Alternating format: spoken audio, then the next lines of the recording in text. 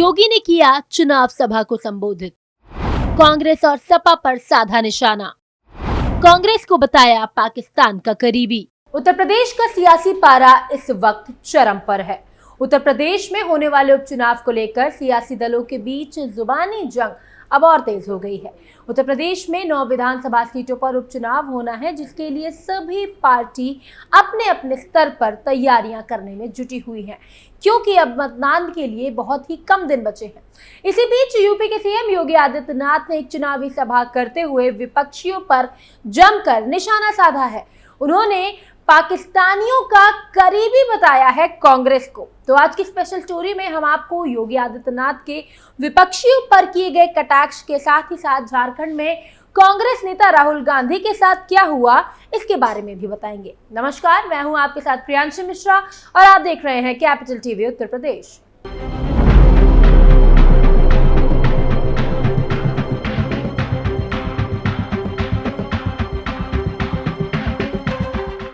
उत्तर प्रदेश की 9 सीटों पर होने वाले उपचुनाव के चलते यूपी का सियासी माहौल काफी गरमाया हुआ है। सभी सियासी दल एक दूसरे पर आरोप प्रत्यारोप का खेल खेलते हुए जनता के बीच अपनी पकड़ को मजबूत बनाने और जनता में विश्वास पैदा करने में लगे हुए हैं। सभी राजनेता चुनावी रैली और सभा को संबोधित करते हुए जनता के बीच पार्टी की छवि को एक क्लीन चिट दिलवाने की कोशिश कर रहे हैं, जिससे चुनाव में उनका फायदा हो सके। इसी कड़ी में यूपी के सीएम योगी आदित्यनाथ भी अम्बेडकर नगर की कटहरी विधानसभा में होने वाले उपचुनाव के लिए जनसभा को संबोधित करने पहुंचे, जहां पर उन्होंने जमकर कांग्रेस की वाट लगाई। योगी ने कहा कि कांग्रेस पार्टी प्रभु श्री राम विरोधी है, जो राम का नहीं वो किसी काम का नहीं। योगी आदित्यनाथ ने समाजवादी पार्टी और कांग्रेस पर परिवारवाद का भी आरोप लगाया और कहा कि प्रदेश के विकास के बजाय पार्टी अपने परिवार के विकास पर ध्यान देने में लगी हुई थी, तभी प्रदेश का विकास रुक गया। इस सभा में सीएम का एक अलग ही अंदाज देखने को मिला और स्टेज पर चढ़ते ही भारत माता की जय और वंदे मातरम के साथ उन्होंने अपना भाषण शुरू किया। सीएम योगी आदित्यनाथ ने प्रधानमंत्री नरेंद्र मोदी की सरकार के द्वारा किए गए कार्यों को गिनवाते हुए देश और प्रदेश में विकास की बात कही। योगी ने अपने भाषण में कहा कि जनपद अम्बेडकर नगर की कटहरी विधानसभा क्षेत्र की जनता जनार्दन अपने वोट की ताकत से डबल इंजन की सरकार को और मजबूत बनाने जा रही है। कटेरी का जन जन भाजपा एनडीए के साथ है। एक तरफ प्रधानमंत्री मोदी जी के नेतृत्व में ये नया भारत विकसित भारत बन रहा है और दूसरी तरफ उनके मार्गदर्शन में उत्तर प्रदेश के अंदर डबल इंजन की सरकार बुलेट स्पीड से चल करके सुरक्षा, समृद्धि और सुशासन का एक मॉडल खड़ा करने का कार्य कर रही है।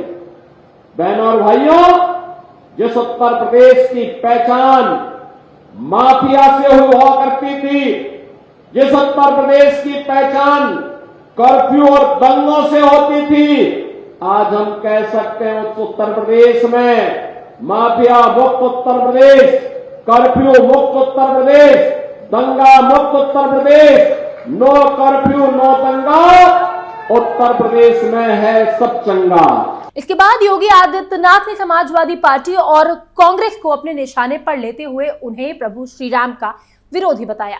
सीएम योगी ने कहा कि सपा कांग्रेस के लोग गुमराह करने के मकसद से आएंगे। सपा कांग्रेस के लोग भगवान प्रभु राम के विरोधी हैं, इनको आगे नहीं बढ़ने देना है। इनकी वास्तविक विरासत खान मुबारक, मुख्तार अंसारी है। इसी के साथ अयोध्या कांड का भी मुद्दा उठाते हुए योगी ने कहा कि पीड़ित के साथ बीजेपी सरकार हमेशा खड़ी रहेगी। बेटी के साथ कोई अत्याचार करेगा तो हमारा संकल्प है कि उसका स्थान सिर्फ और सिर्फ जहन्नुम होगा। इसी के साथ ही उन्होंने कहा कि महाराजा सोहेलदेव भारत के सबसे बड़े योद्धाओं में से हैं।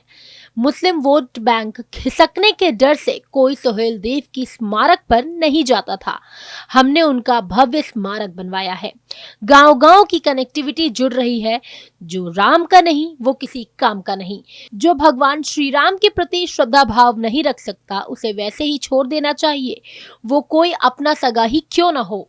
जो भगवान राम के प्रति श्रद्धावान नहीं, जो भगवान राम के प्रति श्रद्धा और भक्ति का भाव नहीं व्यक्त कर सकता है, वह भले ही आपका कितना नजदीकी मित्र हो, रिश्तेदार हो, सगा संबंधी हो, उसको वैसे ही छोड़ देना चाहिए जैसे किसी दुश्मन को छोड़ा जाता है। वहां पे तो सबका साथ और परिवार के विकास के भाव के साथ ये समाजवादी पार्टी के लोग कार्य करते थे। या तो उसमें सेठाई परिवार का विकास हुआ या प्रदेश के बड़े बड़े माफिया और दुर्दांत गुंडों का ही विकास हुआ। जहां एक तरफ कचहरी में योगी आदित्यनाथ दहाड़ते हुए विपक्षियों पर हमला बोल रहे हैं, वहीं दूसरी तरफ झारखंड विधानसभा चुनाव में प्रचार करने पहुंचे राहुल गांधी का हेलीकॉप्टर रोक दिया गया, जिसके बाद कांग्रेस पार्टी ने जानबूझकर क्लियरेंस नहीं देने का आरोप लगाते हुए सरकार पर निशाना साध दिया। आपको बता दें कि गोंडा में मेहरमा में चुनावी रैली के दौरान राहुल गांधी ने नरेंद्र मोदी पर निशाना साधा।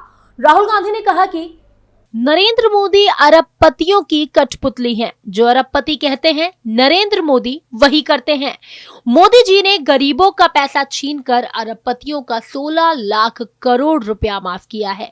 महाराष्ट्र में धारावी की 1 लाख करोड़ रुपए की जमीन भी अडानी को सौंपी जा रही है। सच्चाई ये है कि महाराष्ट्र में हमारी सरकार को जमीन हथियाने के लिए ही गिराया गया है। राहुल गांधी ने अपने भाषण में मोदी सरकार को घेरते हुए कहा कि मोदी खुद को ओबीसी कहते रहते हैं, लेकिन उन्होंने आज तक दलितों, पिछड़ों और आदिवासियों के लिए कुछ नहीं किया।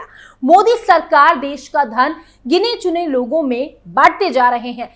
अस्पताल, शिक्षा व्यवस्था, इंडस्ट्री, सभी चीज को प्राइवेटाइज कर रही है मोदी सरकार। नरेंद्र मोदी ने अरबपतियों का 16 लाख करोड़ रुपए माफ किया, लेकिन उन्होंने किसानों को 1 रुपया भी नहीं दिया।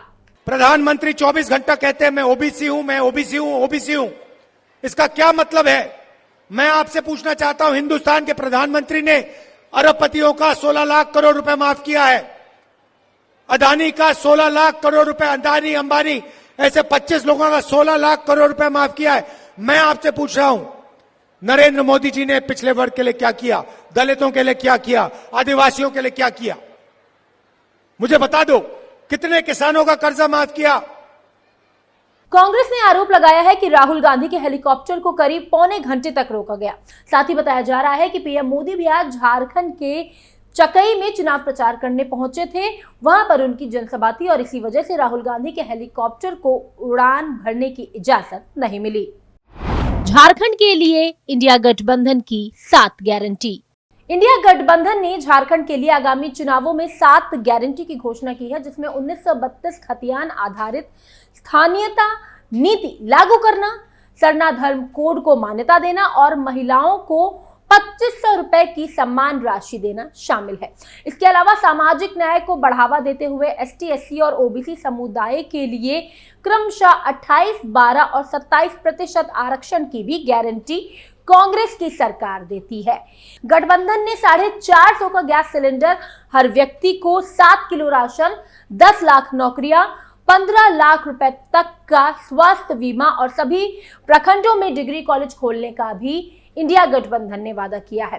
किसानों के लिए धान की एमएसपी को 3200 करने और अन्य कृषि उत्पादों की एमएसपी को 50% बढ़ाने का भी आश्वासन दिया है। गठबंधन का मानना है कि ये गारंटियां झारखंड के लोगों को सामाजिक, आर्थिक और शैक्षिक प्रगति के लिए एक नया अवसर प्रदान करेगी। इस चुनावी माहौल में किस सियासी दल को मिलेगा जनता का सपोर्ट, इसका फैसला 23 नवंबर को 9 सीटों पर वोटिंग होने के बाद ही सामने आएगा। लेकिन उत्तर प्रदेश की सियासी गलियों में उपचुनाव की गूंज एकदम साफ सुनाई दे रही है। फिलहाल आज की स्टोरी में इतना ही, लेकिन उत्तर प्रदेश की राजनीति के बारे में आपके क्या विचार हैं, कमेंट बॉक्स में हमें जरूर बताएं। उत्तर प्रदेश की राजनीति से जुड़े ऐसी तमाम खबरों को जानने के लिए आप देखते रहिए कैपिटल टीवी उत्तर प्रदेश। धन्यवाद, नमस्कार।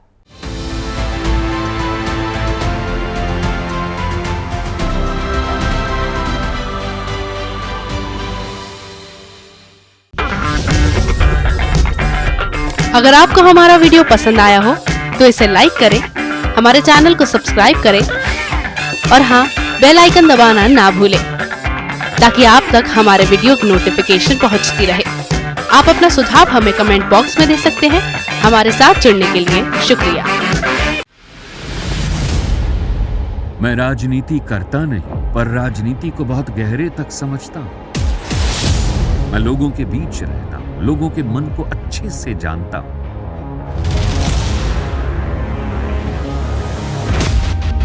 पब्लिक और पॉलिटिक्स की हर नब्ज को खूब पहचानता हूं। संघर्ष की सियासत से सत्ता के सिंहासन तक मैं हर खबर से खरा सच निकालता हूं। ना कोई दौड़, ना कोई race. Capital B, Uttar Pradesh.